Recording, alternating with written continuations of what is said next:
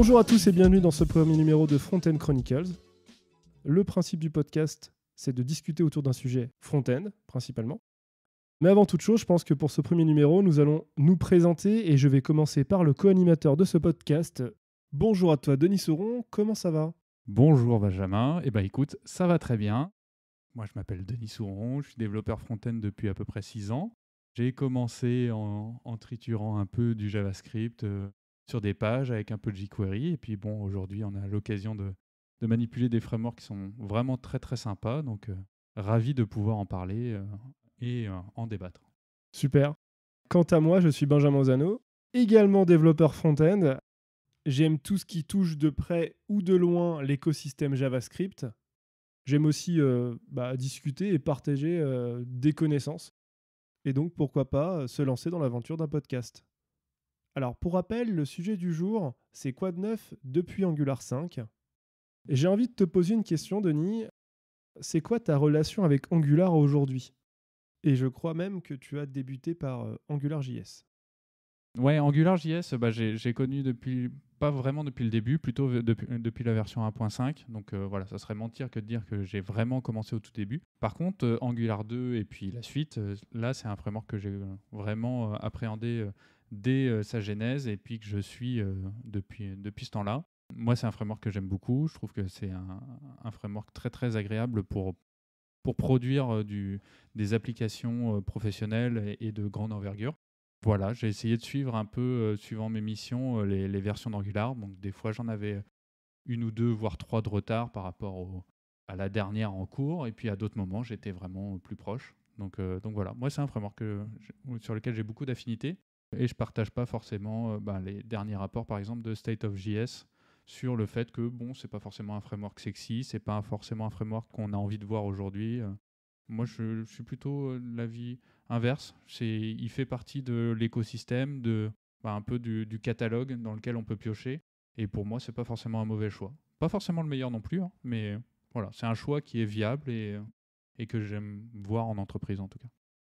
Je rejoins un petit peu ton avis sur State of JS, puisque on a vraiment des grosses tendances qui nous incitent à vraiment délaisser Angular aujourd'hui pour vraiment se concentrer sur du React ou du Vue.js.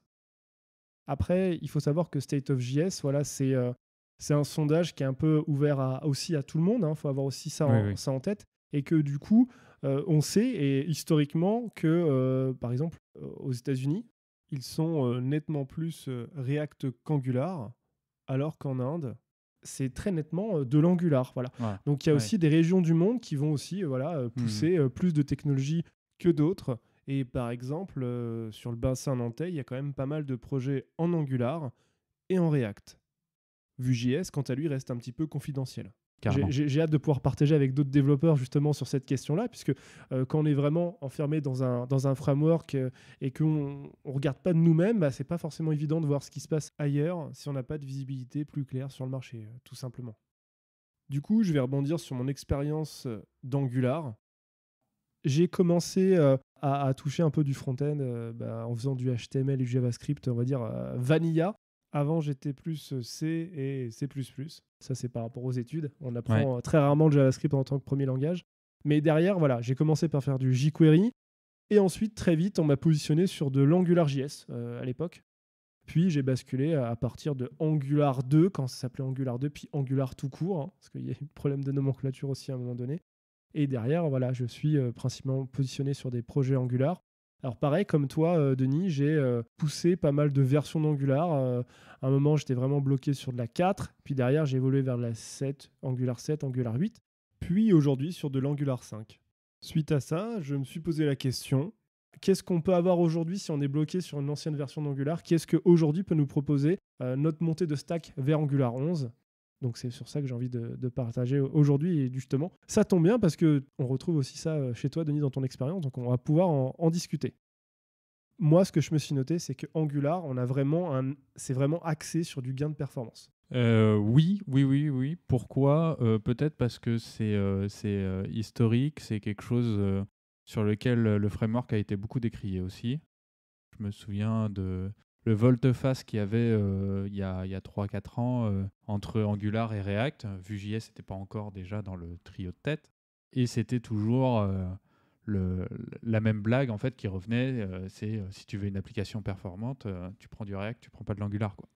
Angular aujourd'hui qui est développé par Google, ils ont vraiment pas ces objectifs-là d'être à la traîne au niveau de la performance. Et puis même sur plein d'autres concepts, aujourd'hui Google, son objectif c'est quand même d'être leader du marché sur toutes les choses, tous les domaines dans lesquels il s'engage. Et c'est pas un framework front-end sur lequel il va s'arrêter. Et donc du coup, les versions, en plus d'apporter plusieurs features, etc., elles vont aussi être très axées sur comment on fait d'Angular le meilleur framework du moment. Alors, on en parlait tout à l'heure des statistiques et des usages et tout ça, on n'y est pas. Pour autant, il y a quand même pas mal de choses qui sont faites dans ce sens-là, quoi. Donc l'idée globale, comme je vais le rappeler, c'est la performance avec un objectif d'avoir des bundles de plus en plus petits pour la prod. Il y a aussi un enjeu aujourd'hui, c'est que, on va pas vous l'apprendre, mais le mobile, c'est énorme en part de marché. Et Google a fait paraître une étude il y a quelques années qui nous dit que plus de 53% des utilisateurs quittent une page si elle charge depuis plus de 3 secondes. Donc il y a aussi cette recherche de plus c'est petit, plus ça ira vite, même si on a des réseaux de plus en plus performants, 4G, 5G. Ajouté à ça, il y a une mouvance ces dernières années d'être économe en énergie et en requêtes. Sachant qu'il y a aussi une problématique qu'on n'a pas forcément, nous, en France, qui peut être aussi la qualité des réseaux. Je fais cette parenthèse-là parce qu'en fait, il y a une anecdote qui est assez rigolo là-dessus. En fait, pour conquérir des nouveaux marchés, Facebook, par exemple, a eu une innovation sur sa manière de fonctionner. En fait, Facebook, à un moment, voulait avoir beaucoup plus d'utilisateurs en Inde, parce qu'il y avait peu de personnes. Et en fait, il faut savoir qu'en Inde, alors c'était ça il y a quelques années, hein, c'était essentiellement des connexions 2G, en fait, qui étaient disponibles à travers le pays. Et en fait, pour se projeter dans la situation d'un Indien, en fait, ils ont lancé un jour par semaine en 2G. Et donc, du coup, ils incitaient tous leurs collaborateurs à downgrade leur smartphone et se mettre en connexion 2G pendant une journée. Alors, même s'ils étaient à la Silicon Valley. Tout ça pour se projeter, se rendre compte à quoi ressemble Facebook sur un téléphone en 2G pour aider justement à fluidifier l'application, trouver les goulots d'étranglement, tout ce qui pourrait faire que l'expérience utilisateur est vraiment dégradée en fait quand on est en 2G. D'accord. Et donc du coup, avec ça, ils ont pu travailler sur leur application, sur vraiment leurs points de douleur et améliorer le rendu de l'application, les perfs, etc. pour que sur un réseau 2G, ce soit utilisable. Ok, donc vraiment en conditions réelles. Voilà, exactement. Conditions réelles à Silicon Valley, ça peut être assez intéressant et rigolo de voir ça effectivement. Alors du coup, on a pris le choix avec Denis de vous parler maintenant des features de façon totalement subjective, des features qu'on a retenues de notre côté, qui nous ont intéressés, si on souhaite passer de Angular 5 à Angular 11. Et puis du coup, j'ai commencé du moins peut-être important au plus important à la fin. Moi, j'ai envie de vous parler un petit peu des service workers et leur support en fait dès Angular 6. Mais concrètement, ça sert à quoi un service worker? Eh bien en fait, ça vous permet de faire un contexte en dehors de votre thread principal d'exécution, de pouvoir faire du multithread en fait en JavaScript. Voilà, c'est la première brique pour faire du multithread. Et avant Angular 6, en fait, c'était possible, c'était compliqué de le faire parce qu'on pouvait le faire en fait à l'aide d'un fichier .js qui était appelé de façon un peu exotique dans notre application. Là, en fait, il propose directement un support clé en main et on peut directement le créer avec le CLI, avec Angular CLI. On va pas plus s'y attarder, mais voilà, c'est un truc qui est intéressant, qui n'existait pas et qui permet de plus en plus d'améliorer l'expérience aussi de développement, d'avoir des accès, des outils simples pour pouvoir créer des choses assez sympas. Est-ce que tu es utilisateur de CLI en Angular, Denis? Oui, même si je ne l'utilise pas forcément énormément pour tout ce qui va être création de composants, etc. En fait, je vais l'utiliser de manière indirecte. C'est-à-dire que je vais avoir des plugins au niveau de l'IDE qui vont me laisser des menus. Voilà, qu'est-ce que je veux construire, un composant, etc. Où est-ce que je veux le construire? Est-ce que ça sera du SAS ou du CSS, etc. Et en fait, du coup, ce qui sera lancé en dessous, ce sera une commande CLI. Mais voilà, j'ai une interface qui est un peu plus sexy parce que je n'utilise pas forcément beaucoup le CLI. Vraiment, tout écrire Ok. comme on le ferait avec des commandes Git, par exemple. Ouais, ok, d'accord. Quant à moi, d'un point de vue perso, oui, j'utilise assez souvent le CLI et même j'aime bien voir ce qu'il y a de nouveau dans le projet Angular CLI. Par contre, d'un point de vue pro, j'ai des contextes projets qui ne me permettent pas d'utiliser forcément le CLI officiel d'Angular parce que j'ai des librairies un petit peu dépendantes des composants que je crée. Par contre, il y a un projet un peu plus global qui s'appelait Angular Schematics qui va permettre, nous, d'écrire des templates de création et de pouvoir faire des composants ou des petites architectures custom dans un projet Angular. Et une feature quand même qui est pas mal avec le CLI, c'est les commandes qui commencent par ngadd. Donc Ok. pour vraiment ajouter une feature, ça c'est vraiment cool parce que ça embarque plus de choses que juste le petit npm install ou yarn install, quoi. Alors, on va poursuivre. Pareil, de petites features intéressantes pour ceux qui développent en fait des librairies Angular. Auparavant, on utilisait de façon standalone ng packager. Toujours dans cet esprit d'assister le développement, la possibilité de faire un workspace avec la lib à l'intérieur. C'est-à-dire qu'en fait, on va pouvoir lancer la création d'un projet qui porte notre lib. Donc, c'est-à-dire on peut développer notre lib comme avant. Et derrière, on va avoir un projet un peu bac à sable qui va nous permettre de lancer notre lib et de tester notre lib sans forcément à chaque fois la packager et la tester dans un vrai projet. Et donc pareil, ça fait partie des outils de CLI qui va améliorer encore notre expérience de développement puisque en 2 temps 3 mouvements, on peut lancer en fait la création d'une librairie. Pareil, toujours derrière, sous le capot, c'est ng packager. Oui, sachant qu'on maintenant on peut aller aussi beaucoup plus loin. On peut avoir vraiment un découpage encore plus fort que la modularisation que va apporter Angular, mais on peut avoir vraiment un découpage très très fort de notre application.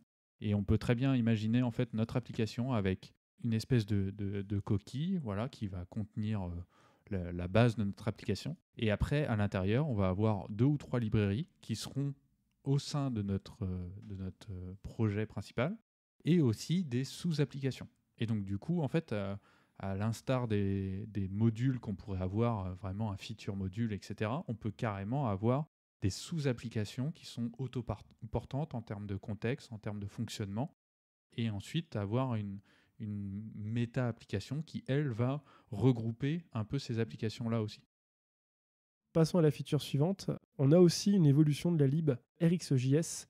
On passe de la version 5 à la version 6 et ça entame en fait un gros changement qui va nous aider derrière à parler du tree checking.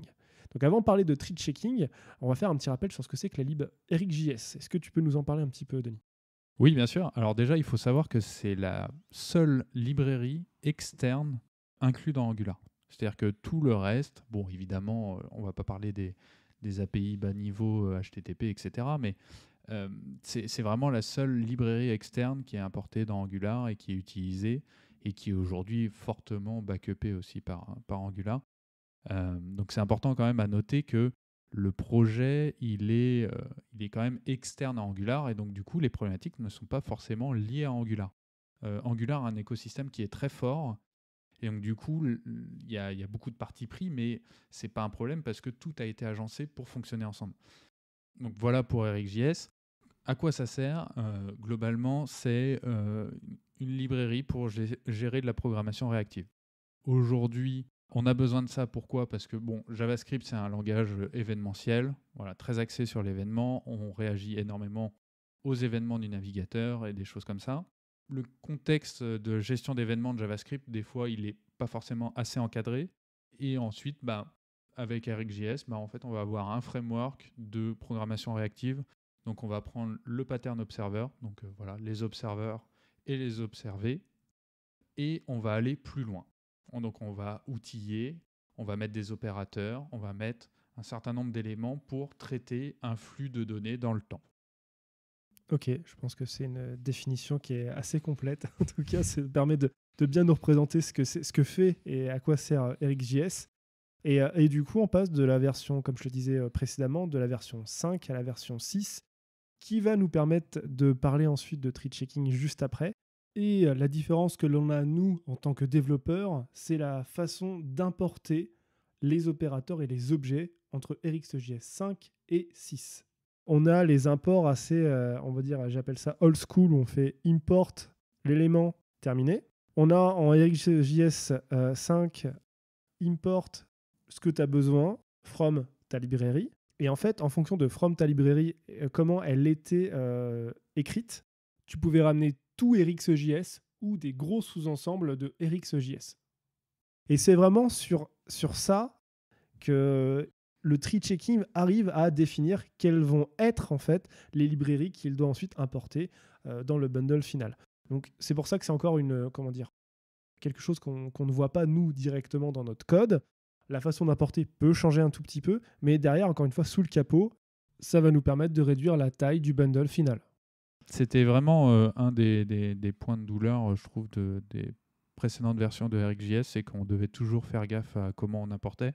On pouvait le faire de manière assez négligée sur des petits projets avec des enjeux assez limités.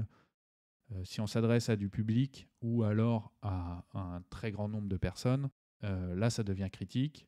En 2021, d'ailleurs, Google change ses manières de référencer les sites Internet et prend en compte la performance et la taille des bundles. Donc, c'est une problématique qui est vraiment importante, aujourd'hui qui devient importante. Et peut-être rebondir sur le deuxième ajout assez important quand même de RxJS 6, c'est la manière d'écrire les opérateurs. Une fois habitué à la méthode d'avant, était un peu déstabilisant, mais dans la durée, c'est quand même une syntaxe qui est un peu plus agréable, un peu plus facile à gérer, et puis on comprend mieux les étapes qui s'enchaînent, les étapes intermédiaires, etc. C'est ça, avec notamment l'utilisation de la fonction pipe pour pouvoir enchaîner typiquement les opérateurs sur un flux. Et Angular, au passage, propose pour les projets qui sont un peu legacy ou un peu complexes, un outil qui va nous permettre de migrer simplement nos appels RxJS 5 vers RxJS 6. Voilà. Ouais. Et pour l'avoir utilisé, ça fonctionne bien, c'est assez simple. Voilà, quoi. On suit. Ça passe sur tout le code finalement. Exactement, ouais. Autant les mises à jour et les montées de version Angular, on suit le guide, mais on peut avoir quelques coquilles à corriger par nous-mêmes. Autant pour cette partie-là, ça se passe vraiment sans souci, quoi. Et d'autant plus, tu auras des coquilles si tu as des fortes adhérences avec des librairies qui te packagent aussi un peu d'Angular ou qui t'étendent l'Angular, comme tu vas l'avoir sur Ionic, par exemple. Oui. Et on va attaquer une grosse partie de ce podcast qui est le tree checking, car c'est sur ça que Angular essaye de se battre. Depuis tout à l'heure, on parle de réduire la taille des bundles, de minifier notre package de production. Et le tree checking, c'est comme ça qu'on appelle la suppression de code mort dans l'écosystème JavaScript. Et je pense que tout le monde connaît ce que l'on appelle en bon vieux français des gestionnaires de recrutement de modules ou des groupeurs de modules, comme Webpack. Hein. Voilà. Et sous le capot, en fait, Angular, quand il bundle l'application, quand on fait un petit ngserve ou ngbuildprod, par exemple, on a typiquement du Webpack. Et c'est là où, Denis, tu pourras me dire si j'ai raison ou pas. Auparavant, on pouvait extraire notre configuration Webpack pour pouvoir manipuler Webpack à partir de ce qu'on avait fait sur Angular. Et je crois qu'ils ont verrouillé ça au fur et à mesure pour qu'on puisse plus le faire. C'est pas forcément lié à une notion de temps, mais plus une notion de version d'Angular. Mais sur les versions 4 et 5, peut-être la 2 aussi, si je m'abuse, on pouvait extraire la config Angular et générer en fait une config Webpack qui du coup était personnalisable au souhait des équipes de développement. On abandonne vraiment ce que fait le bundling d'Angular et on fait que du Webpack finalement. Exactement. Maintenant, en fait, c'est quelque chose qui est beaucoup plus dur à mettre en place, mais qui est même plus possible en fait, tout simplement. Pourquoi ? Parce que le compilateur Angular, même si on ne peut pas forcément parler d'un compilateur en tant que tel, mais la partie compilation d'Angular, elle a été beaucoup retravaillée. Et aujourd'hui, il y a un fonctionnement qui est trop détaché de Webpack natif. C'est-à-dire qu'il y a des éléments de Webpack qui sont utilisés, mais il y a aussi des choses du custom en fait Angular qui est exécuté. Et aujourd'hui, on ne peut plus extraire ce fonctionnement-là parce qu'il n'y a pas d'équivalent en pur Webpack en fait. Et donc du coup, on n'a plus cette possibilité-là. Ceci étant dit, il faut voir aussi que les fichiers de configuration, donc je fais référence notamment au angular.json, ces fichiers-là sont quand même assez permissifs. On peut faire beaucoup de choses maintenant. On peut configurer du CSS en précompilation, on peut importer des libs externes, on peut faire du build par local, on peut faire du build SSR, on peut faire beaucoup de choses, on peut ajouter aussi beaucoup d'options qui sont liées à des besoins de librairies externes, voilà, des librairies CSS par exemple qui ont besoin de faire des traitements à des étapes particulières de la compilation et des choses comme ça. Au final, non, on ne peut plus extraire la config Webpack, mais aujourd'hui, je ne pense pas que ce soit quelque chose qui soit vraiment problématique, quoi. Après, quelqu'un qui maîtrise suffisamment Webpack, par exemple, où là, la tendance aujourd'hui, c'est Snowpack, on peut très bien reprendre toute son application et le compiler directement avec du Webpack sans passer par le bundling d'Angular. C'est-à-dire qu'avant, c'était vraiment la petite passerelle qui permettait de voir ce que faisait Angular sous le capot et de nous dire, bon, bah voilà, si tu veux faire du Webpack, tu peux en faire. Là, aujourd'hui, bon, tu n'as plus cet outil-là. Tu peux quand même derrière dire, je ne fais plus ce que fait Angular et moi, je le fais moi-même parce que j'ai envie d'optimiser mes bundles. Mais il n'y a plus effectivement cette petite passerelle. Il y a aussi une autre problématique qui est toute bête aussi, mais c'est celle du support.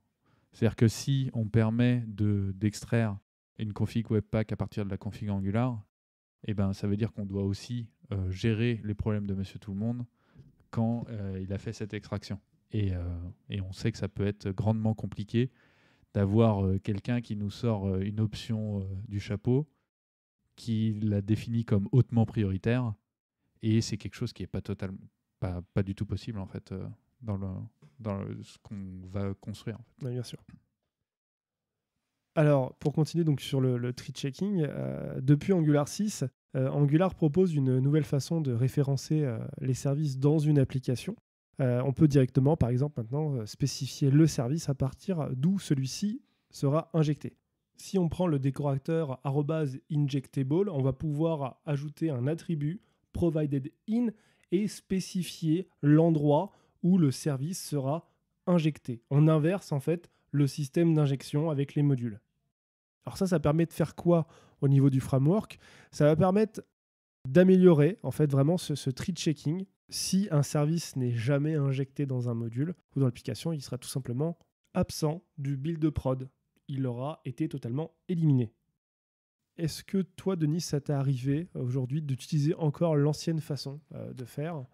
Après, ça va dépendre aussi de ta version d'Angular aujourd'hui sur laquelle tu travailles potentiellement. Alors oui, moi j'utilise encore et assez souvent, étonnamment, l'injection au niveau d'un module. Pourquoi ? Parce que, alors, ok sur le fait que si c'est injecté nulle part, du coup ça sort du scope. Maintenant, il faut voir aussi une chose, c'est que quand on définit à la racine le service, c'est donc l'injecteur à la racine qui va s'en occuper, mais ça veut dire aussi que ça fait partie du bundle principal. Et donc du coup, si on a des features modules qui sont spécifiques à certaines pages et qu'on a des services qui sont limités à l'usage de cette page, je pense, je sais pas moi, un service qui doit s'occuper de générer les métadonnées pour une page particulière, par exemple, bah, ce service-là, il ne faut pas forcément qu'il soit à la racine en fait, de l'application. Il ne faut pas que ce soit dans le bundle principal. Parce que si je suis dans une autre page, ce service, il pollue. C'est un code mort, en fait. Et donc, du coup, moi, j'utilise encore beaucoup l'injection au niveau des modules. Pourquoi ? Pour alléger le plus possible le bundle principal. Alors, feature suivante, on va parler... je crois que Denis, tu voulais parler d'une feature qui t'intéressait. Et oui, en fait, c'est un peu en lien avec le tree shaking, hein. Toujours la perf et comment on réduit les bundles. Au niveau du lazy loading Angular, on avait la possibilité de lier des modules à des routes. Et en Angular 8, en fait, on a eu un changement de syntaxe. Avant, on écrivait une chaîne de caractères pour retrouver le module. Et maintenant, on utilise une feature qui est directement intégrée dans les ES modules, qui est en fait l'import dynamique. Donc là, on a l'intégration de code un peu plus haut niveau JavaScript. L'avantage de ça, c'est qu'on a déjà de l'autocomplétion. Donc, on peut se faire aider par l'IDE. Et puis aussi, une syntaxe un peu plus sympa.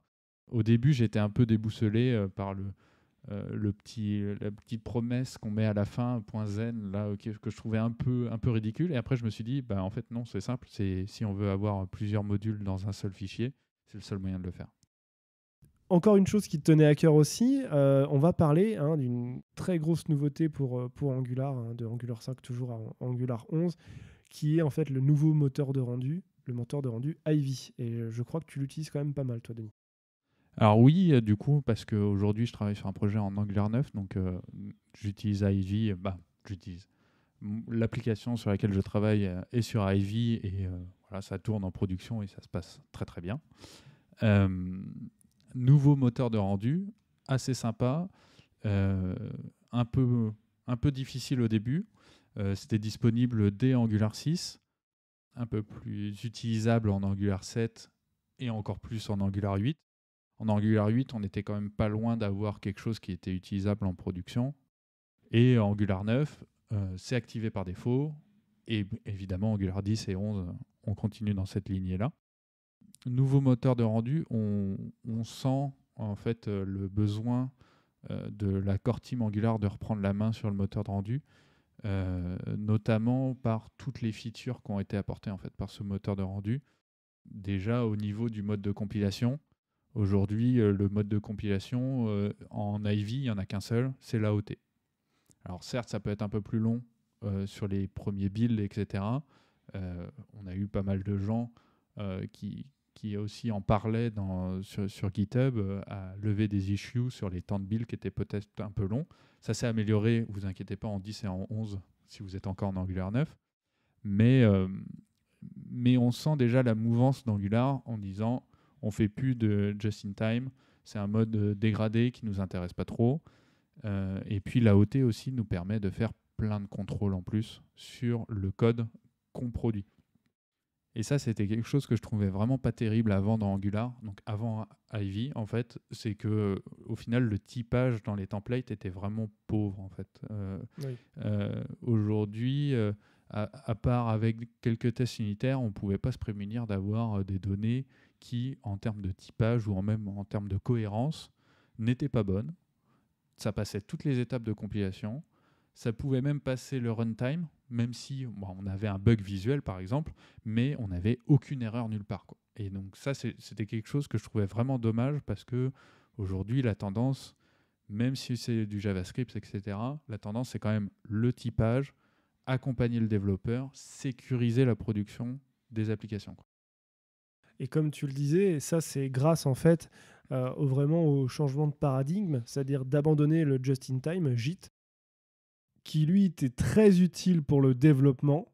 On compilait en fait les templates de l'application au moment de l'exécution de l'application, alors que l'AOT, comme tu l'expliquais tout à l'heure, va nous compiler directement de façon statique. Et c'est là où on va pouvoir avoir cette puissance de vérifier les types dans le template. Voilà. Différence avant où on le voyait qu'à l'exécution, comme tu disais, avec un bug graphique. Eh bien, on arrive bientôt à Angular 11 finalement. Alors, on n'a volontairement pas précisé le nom des versions afin d'englober ça dans une sorte de migration globale.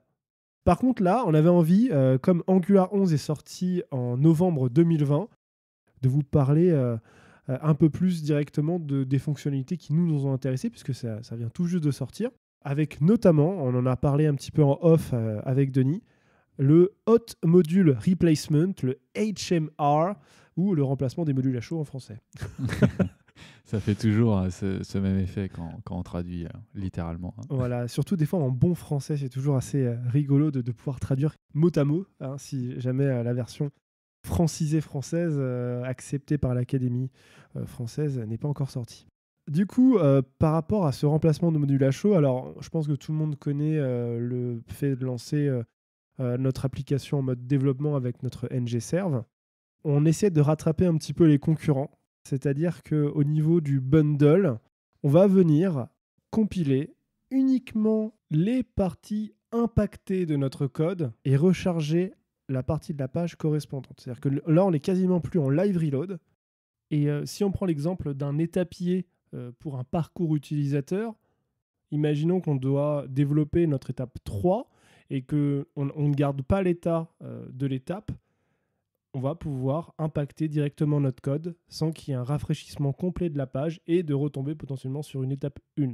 Là, c'est vraiment un exemple basique de développement, mais ça permet de s'imaginer en fait vraiment cette sorte de révolution qu'on a au niveau du développement front-end. Et ce genre de choses, on le voit déjà chez les copains dans du Vue avec Vite. Et pour votre information, Vite, c'est un outil de build qui permet de délivrer le code front-end en utilisant les modules ECMAScript natifs et qui utilise sous le capot Rollup pour les builds de production. Rollup qui est un concurrent de Webpack direct.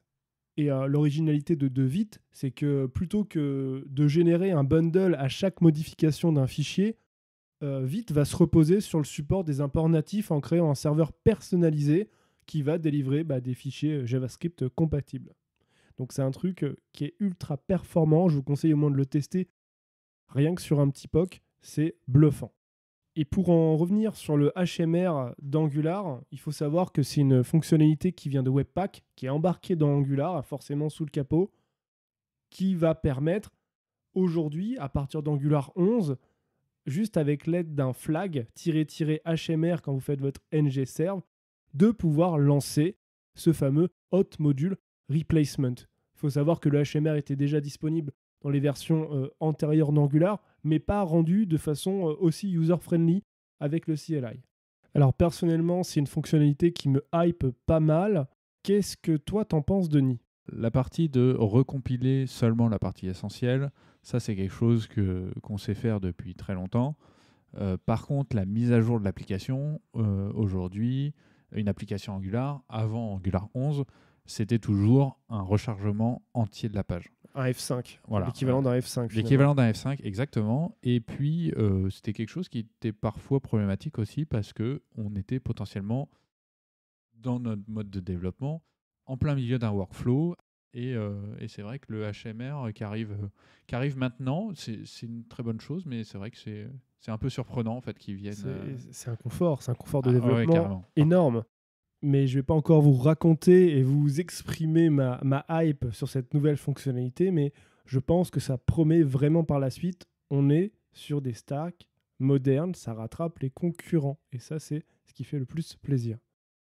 Alors, continuons un petit peu. Si je reprends le changelog, mise à jour de NGCC, qui apparemment accélère de 2 à 4 fois le développement et le bundle de l'application. Alors, encore une fois, il faut toujours prendre ces nombres avec des pincettes. Au passage, ils mettent à jour à chaque fois TypeScript pour venir grappiller de plus en plus de performance, encore une fois.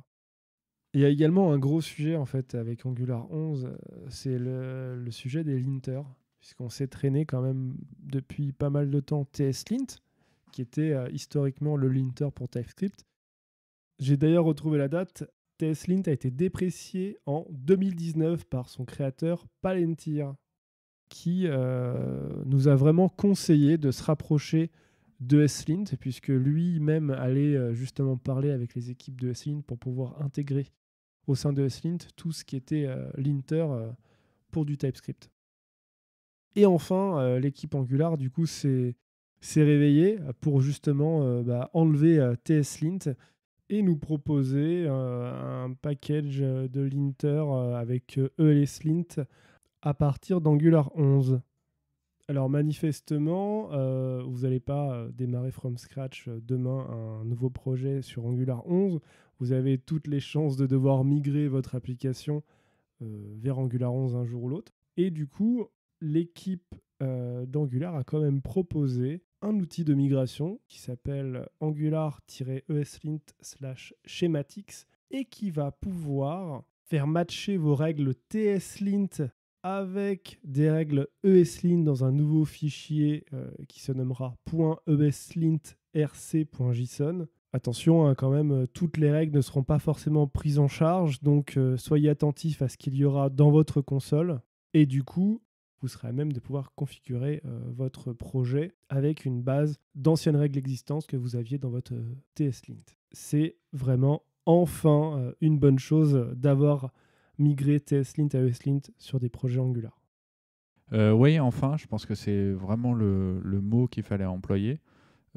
C'est un positionnement qu'on attendait tous, pas forcément sur le résultat, donc le fait que ce soit ESLint, mais vraiment une réponse au caractère déprécié en fait, de TSLint. Je pense qu'il y a beaucoup de projets et beaucoup d'équipes qui sont restés un peu dans l'attente et de se dire qu'est-ce qu'on fait?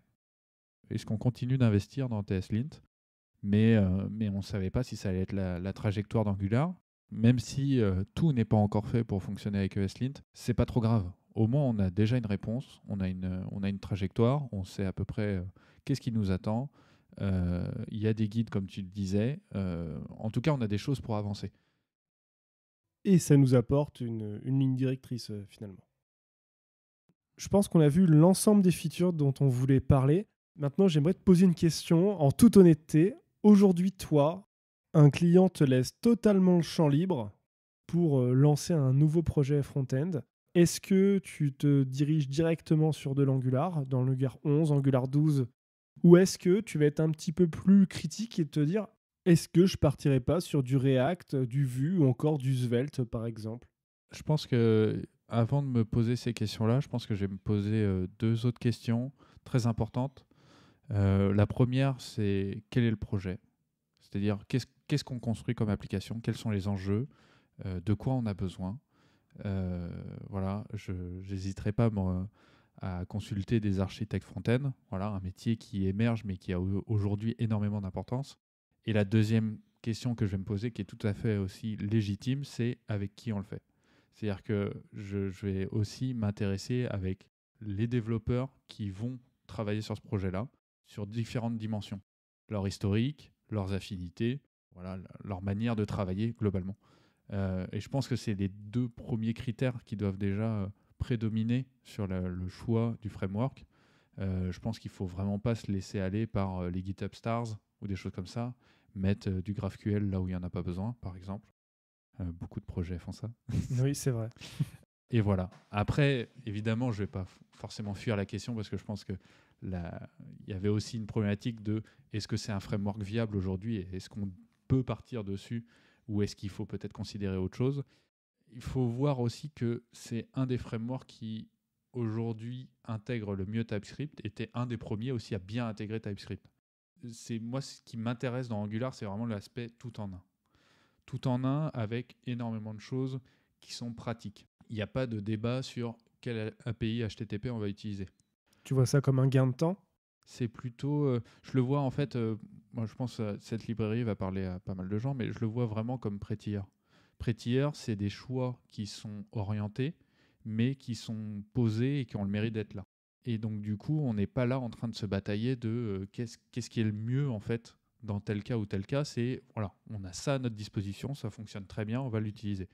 Si je devais résumer un peu le point fort d'Angular, c'est vraiment le côté j'accompagne les équipes de dev. Et après, un peu plus philosophiquement, est-ce que c'est pas le but d'un framework? Voilà, je pose le débat au moins.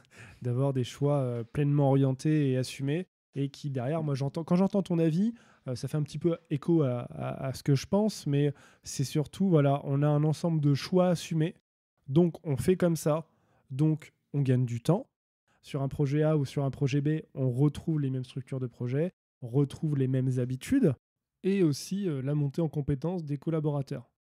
La montée en compétence des juniors notamment, une même architecture, les mêmes bonnes pratiques, on gagne du temps, encore une fois. C'est pas ce que tu vas forcément trouver chez React, par exemple. Là, on va plus avoir les bonnes pratiques et le consensus qui va te permettre, toi, avec ton expérience, de te dire que tel lib ou tel lib, c'est mieux que tel lib. Comme Angular a un fort parti pris, tu vas pas vraiment avoir le choix. Et ton exemple avec Prettier est tout à fait justifié. C'est un petit peu voilà, cette image-là de c'est contraint, c'est un parti pris, mais derrière, on a un confort de dev, là où des fois, tu vas avoir besoin de, même sur une application Angular, je veux dire, tu as toujours besoin d'avoir quelqu'un pour poser les bases, pas forcément avoir besoin d'un quelqu'un de très chevronné, un architecte ou quoi que ce soit, qui va mettre en place sa propre façon de voir, peut-être qui ne fait pas consensus, mais en tout cas, voilà, là, d'avoir un framework à grande échelle qui t'impose de façon de faire, c'est aussi une façon intéressante de développer. Oui, et ça, je dirais quand même aussi que ça apporte de la sécurité. Notamment si on prend les librairies externes. Aujourd'hui, pour faire une application complète front-end, on peut presque s'en sortir avec juste l'écosystème Angular, à part peut-être l'aspect state management. Mais voilà, ça, Encore une fois, c'est sujet à débat. Mais grosso modo, on peut s'en sortir pour faire un front-end quasi complet avec tout ça. Est-ce que c'est le framework ultime? Parce que là, on en dit vraiment que du bien. Là, on fait peut-être un portrait assez élogieux d'Angular, mais il s'agissait aussi de parler des points forts du framework et de peut-être qualifier ou pas son caractère actuel. Je pense que moi, c'est tout à fait le cas. C'est un framework sur lequel on peut se reposer. Et bien évidemment, il y a des frameworks très, très intéressants à la concurrence. Moi, je pense notamment à Vue.js, où je n'ai pas forcément eu l'occasion de travailler beaucoup avec, mais qui m'a énormément convaincu sur beaucoup, beaucoup d'aspects. Donc, si je devais faire un tri de mes frameworks préférés, je ne suis pas sûr qu'Angular serait premier. Et voilà, je voulais le préciser parce que ce n'est pas forcément ce qui ressort de ma... Oui, effectivement, on prêche notre paroisse parce qu'on parle d'Angular, mais aussi, faut voir ça un petit peu comme un podcast ou un sujet à contre-courant, puisque ce n'est pas quelque chose qui, aujourd'hui, encore une fois, si on ressort les stats de State of JS, eh bien, Angular ne sera pas le framework le plus vendeur, le plus récent et peut-être pas le plus innovant, mais il continue d'exister, il est là, c'est un framework mature, on a plein d'outils qui se développent, on a plein de choses qui gagnent en performance, et c'est aussi ça qu'on voulait montrer aujourd'hui, et aussi comment on peut prendre aussi les bonnes idées des copains. Oui, bien sûr. Voilà. Et puis, même si on n'est plus forcément convaincu de partir sur de l'Angular, sur les nouveaux projets, on en parlait un tout petit peu au niveau de l'introduction, on a aussi des projets legacy. Aujourd'hui, des projets qui étaient sur un an de développement. On a commencé en 2017, on a fini en 2018. Il faut aussi penser à ces projets-là, à comment on va les maintenir, etc. Et je trouve que c'est une bonne chose aussi de fournir des éléments en plus pour faciliter la maintenance de ces projets-là. Alors, je ne dis pas que la mise à jour de la version 4 ou 5 vers la 11 sera chose aisée, mais je peux vous assurer que de la 8 à 11, c'est beaucoup plus facile que de la 5 à 8. Le fait de mettre à jour son projet régulièrement, la marche est moins grande, forcément, à adapter son code. Il y a plusieurs choses. Déjà, je pense que oui, globalement, la marche est moins haute quand on la fait fréquemment. Mais il y a aussi plusieurs aspects qui sont importants. C'est notamment l'aspect contemporain. C'est-à-dire, vous êtes en train de faire la mise à jour, vous la faites en même temps que tout le monde. Vous tombez sur des articles, vous tombez sur des posts Twitter, vous avez des ressources, et c'est des ressources qui ne sont pas forcément mises dans la doc, en fait. C'est vrai qu'on en a moins parlé, mais il y a très peu de breaking changes, finalement, sur la montée de version, puisqu'on est sur un framework, on peut le qualifier aujourd'hui de mature. À part Ivy en Angular 8, je ne vois pas forcément de grosses révolutions dans les versions à venir.